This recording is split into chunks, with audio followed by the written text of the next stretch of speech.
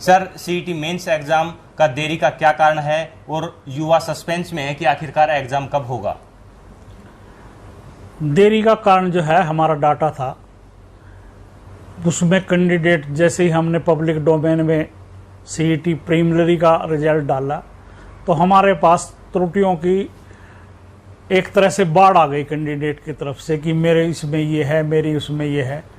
तो हमने भी देखा कि बहुत से बच्चों की कैटेगरी गलत थी, किसी का कुछ गलत था, किसी का कुछ गलत था, और बहुत से कैंडिडेट ऐसे थे जिन्होंने विड्रॉल कर लिए थे कुछ सोशो इकोनॉमिक के नंबर, पर वो हमारे सिस्टम में नहीं हो सके थे। इसलिए हमने सारी चीज़ों की स्क्रूटनी करनी पड़ी।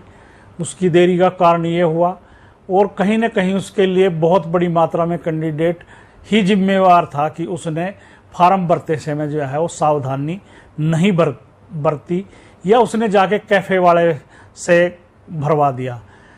अगर कसाना जी में त्रुटियों की बात करें तो 156 तो जेंडर चेंज थे, मतलब मेल ने फीमेल, फीमेल ने मेल, इस तरह से लिखा हुआ था। और एक्स सर्विसमैन ने 1056 एक्स सर्विसमैन ने ये कहा हुआ था कि मेरे घर में नौकरी नहीं है। मतलब वो फार्म भरते टाइम ये भी नहीं देख रहा है कि पोर्टल में जो एप्लीकेशन है उसमें इज वाज हैज बीन शब्द यूज लिखा हुआ है कि आपके घर में नौकरी है, थी या रही है। जो खुद रिटायर होकर आया फौजी, 1056 लोग ऐसे कह रहे थे कि मेरे घर में नौकरी नहीं है। और ऐसे ही एक्स सर्विसमैन ने, वो एक्स सर्विसमैन है, उसने ईडब्ल्यूएस भी भर दिया, बीसी ने ईडब्ल्यूएस भी भर दिया, जनरल ने ईडब्ल्यूएस भी भर दिया, एससी ने ईडब्ल्यूएस भी भर दिया। जैसे एससी ईडब्ल्यूएस या जनरल ईडब्ल्यूएस ये कोई कैटेगरी ही नहीं होती।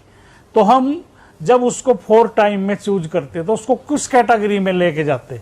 तो ये बहुत सारी गलतियां बच्चों ने की, और आपके माध्यम से मेरा रिक्वेस्ट है कि आगे भी सीईटी मेंस होने वाला है, हम पोर्टल खोल लेंगे तो बहुत सावधानी से अपनी जो है वो फार्म भरें, ताकि ये इस तरह की देरी ना हो और हमने स्क्रूटनी ना करनी पड़े, सीधा एग्जाम लें और सीधा रिजल्ट डाल दें हम।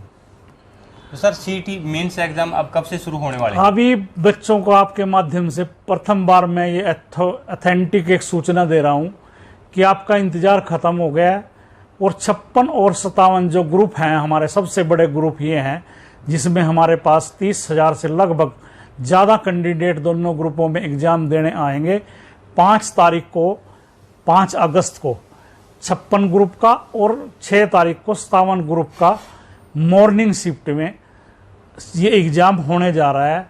और ये एग्ज़ाम पंचकुला, कुरुक्षेत्र, करनाल और हिसार में होने जा रहा है। 4 जिलों में एग्जाम होगा सर? जी जी सर, एक हरियाणा पुलिस भर्ती का भी मामला अटका हुआ है, ये कब तक, जो कोर्ट केस है, काफी कैंडिडेटों की ज्वाइनिंग कोर्ट ने जो है अपना जजमेंट रिजर्व रखी हुई है, और मुझे उम्मीद है कि शायद इसी हफ्ते में या 10 दिन के अंदर अंदर जो रिजर्व रखा है माननीय उच्च न्यायालय ने अपना निर्णय वो सुना देगी। और हमें पूरी उम्मीद है कि जिस तरह से जज साहब का मूड था या हमारी अपीलें, दलीलें थी कि वो जो जजमेंट है वो कैंडिडेट के या हमारे हक में आने वाली है।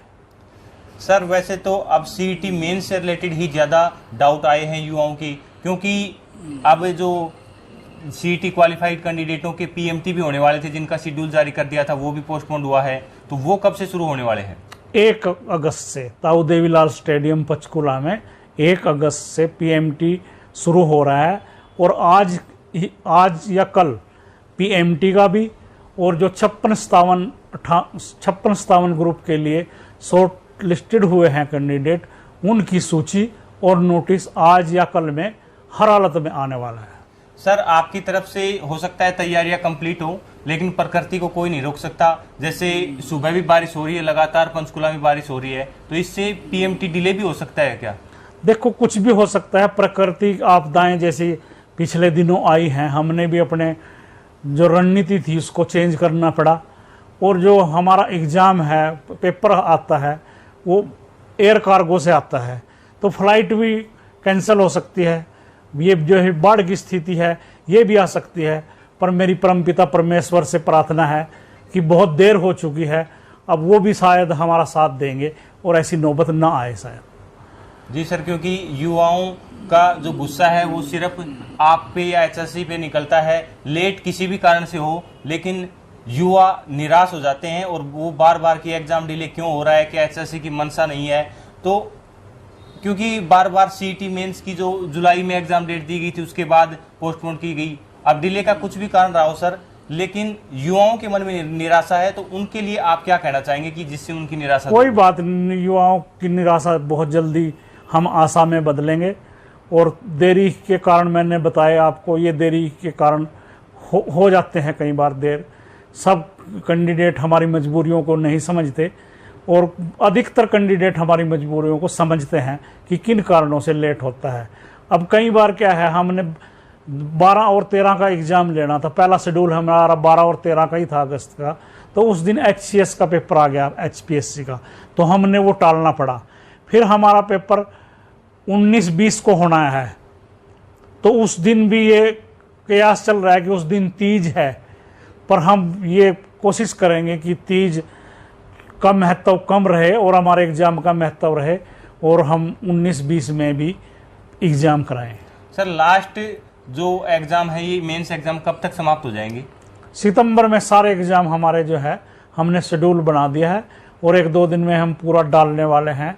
सब ग्रुपों की शॉर्ट लिस्टेड डालने वाले हैं और एग्ज़ाम की तारीखें घोषित करने वाले हैं। कट ऑफ वगैरह सारी जानकारी दी सब कुछ कट ऑफ की जानकारी दी जाएगी और आपके माध्यम से मैं कैंडिडेट्स को एक जो बहुत बड़ा डाउट आता है या रूमर्स फैलते हैं उसके बारे में मैं जानकारी दूंगा कि हम आज ही कल में जो 56-57 का है कट ऑफ डालेंगे और उसमें ये कहेंगे कि हमारी कट ऑफ मतलब जैसे जनरल की 65, BC की SC की 60 और BC की 67, EWS की 69 लगभग ये जाने वाली है। फिर भी हम ये डालेंगे कि अगर कोई कैंडिडेट, हमने रोल नंबर शॉर्ट लिस्टेड किए हैं, कोई कैंडिडेट ये समझता है कि मेरे तो इस कट ऑफ से ज़्यादा नंबर हैं, तो वो भी संपर्क कर सकता है। हम एक परफॉर्मा देंगे, वो भर के दे तो हम देखेंगे उसका नाम क्यों नहीं आया। अगर वो एसेंशियल क्वालिफिकेशन, एज या सारे एक्सपीरियंस, सारी वो पैमाने पूरा करता है तो उसको भी शामिल करेंगे। इसमें बच्चों को निराश होने की जरूरत नहीं है, पर वो एक बार अपनी कट ऑफ जरूर देख ले और अपनी एसेंशियल क्वालिफिकेशन देख ले। मैं उदाहरण के तौर पे आपको एक बताने जा रहा हूँ कि कैसे रूमर्स फैलेंगे इससे, कि एक जैसे हमारी कट ऑफ 65 रुक गई जनरल की, तो एक पोस्ट ऐसी है कि उसमें सोशोलॉजी MA से होना चाहिए, 60% हो और किसी रेपुटेड संस्था में 10 साल का एक्सपीरियंस हो। वहां वो 65 नहीं जा रही है कट ऑफ, वहां पे शायद वो 55 या 59 जा रही है कट ऑफ। तो हम जब उस रोल नंबर को डालेंगे तो ये बड़े बड़े जो आजकल यूट्यूबर्स बने हैं, सोशल वर्कर बने हुए हैं, वो एकदम इसको उठाएंगे। यहाँ के एक पूरा ऑल इंडिया का नेता भी इसको उठाएगा कि देखो इन्होंने 55 वाला अपना व्यक्ति बुला लिया है और कट ऑफ 65 की है। कहीं कहीं ये कट ऑफ स्पेसिफिक क्वालिफिकेशन अगर कहीं है, उस स्पेसिफिक क्वालिफिकेशन का कैंडिडेट उपलब्ध नहीं है, तो वहां ये कट ऑफ कम भी हो सकती है। तो इसका मतलब ये नहीं है कि वो हमारा कैंडिडेट है, हमने पिक एंड चूज की है, उसके पास वो स्पेसिफिक क्वालिफिकेशन है जो दूसरों पे नहीं है। और अगर किसी को भ्रम रहता है तो वो आकर बिल्कुल वो आ गया, हम परफॉर्मा देंगे, वो भर के ईमेल से या जो भी हम पोर्टल से कहेंगे उसको खुद देखेंगे हम। अगर उसकी सेटिस्फेक्शन नहीं होती तो वो आयोग में आके संपर्क कर सकता है। हम ज़्यादा नंबर होने के बावजूद भी उसको ये बताएंगे कि आपके पास ये स्पेसिफिक क्वालिफिकेशन नहीं है, इसलिए आप शॉर्ट लिस्टेड नहीं हो। पूरी ईमानदारी और पारदर्शिता के साथ सब बच्चों को उनको न्याय मिलेगा।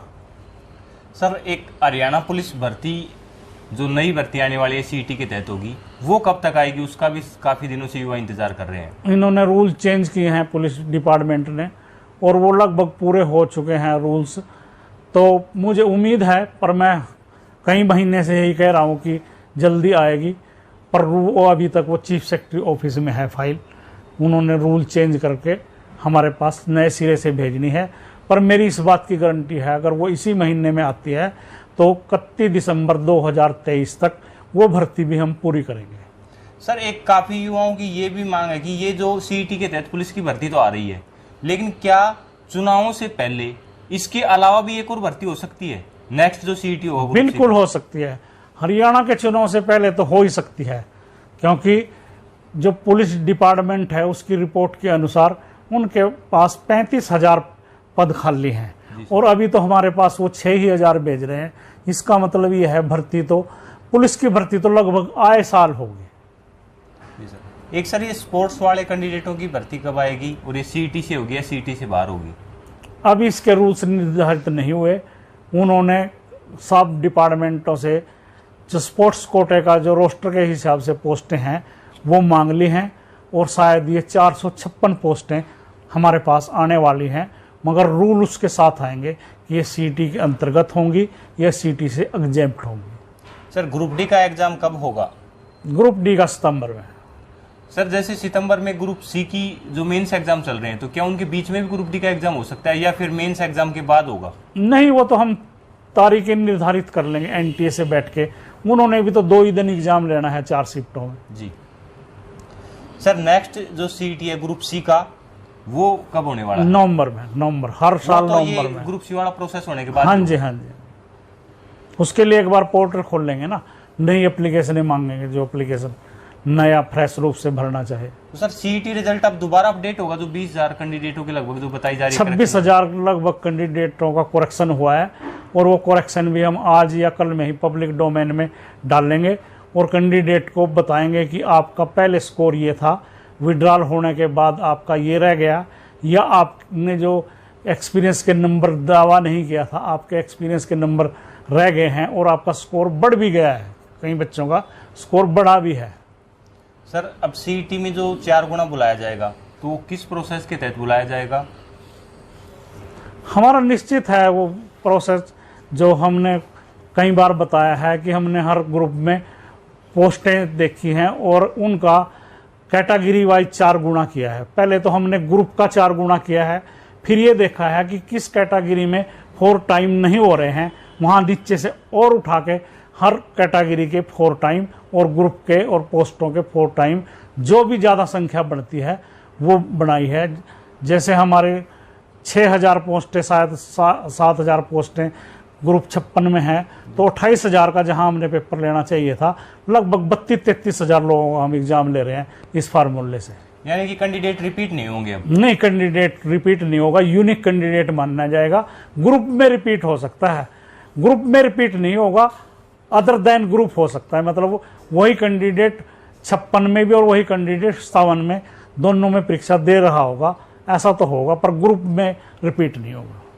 सर जेबीटी भर्ती की कोई इन्फॉर्मेशन हो? जेबीटी भर्ती आने वाली? जेबीटी की हमारे पास कोई रिक्वेजेशन अभी तक सरकार की तरफ से या शिक्षा विभाग की तरफ से नहीं आई। तो सर आपके खिलाफ भी जो बातें सोशल मीडिया पर चलती हैं, इससे आहत होते होंगे, और क्या आपके खिलाफ परसेप्शन बनाने की कोशिश की जा रही है? क्या ये आपकी ईमानदारी के कारण ऐसा हो रहा है? नहीं, इस बारे में मैं कुछ नहीं कहूँगा। जिम्मेवार व्यक्ति पे या जिस पे फल होते हैं, पत्थर भी उसी पे फेंके जाते हैं, और मैं इससे कोई बुरा भी नहीं मानता इसके लिए, क्योंकि जो हरियाणा का युवा है या हरियाणा के, उनको नौकरी चाहिए और उनको नौकरी भी बहुत जल्दी चाहिए। तो ऐसा अगर वो कहते हैं कुछ, तो मेरे खिलाफ, मैं कोई पॉलिटिकल आदमी तो हूँ नहीं, वो थोड़ा निराशा के भाव से कहते हैं, मुझे कोई दिक्कत नहीं है इसमें। टीजीटी भर्ती कब तक पूरी हो जाएगी सर? सितंबर में, 15 सितंबर तक। तो सर पुलिस में क्या एसआई और कमांडो की भर्ती भी आने की संभावना? अभी तक हमारे पास 5,000 मेल कांस्टेबल और 1,000 फीमेल कांस्टेबल की डिमांड आई है। अभी तक कोई एसआई, एएसआई या कमांडो इस तरह की पोस्टें नहीं आई। एक सर सीईटी के समय आपने युवाओं को गुड न्यूज़ दी थी कि जो बस यात्रा थी वो फ्री की थी, तो क्या मेंस एग्जाम में या फिजिकल में भी ऐसे सेवा फ्री दी जा सकती है? अभी हमारी इस बारे में सरकार से बात नहीं हुई। आपने बहुत अच्छा क्वेश्चन किया है, और कैंडिडेट्स को सुविधा हम दें, इस तरह की बातें सरकार के लेवल पे फैसले लेने होते हैं। हम भी सरकार से रिक्वेस्ट करेंगे कि आपने प्रीलिमिनरी उस एग्ज़ाम में दी थी, अब तो बहुत छोटा काउंट एग्ज़ाम देने के लिए आ रहा है, कि उनकी बस सुविधा उनको उपलब्ध कराएं। तो सर तैयारी के लिए युवाओं को कुछ आखिरी संदेश देना चाहें? तैयारी के लिए तो ये है कि कैंडिडेट ये कहता है एग्ज़ाम कब होगा, अब हम कहा एग्ज़ाम अगस्त और सितंबर में होगा और सारा शेड्यूल अभी 2-4-5 दिन में हम डाल देंगे। वो अपनी ईमानदारी से तैयारी करे।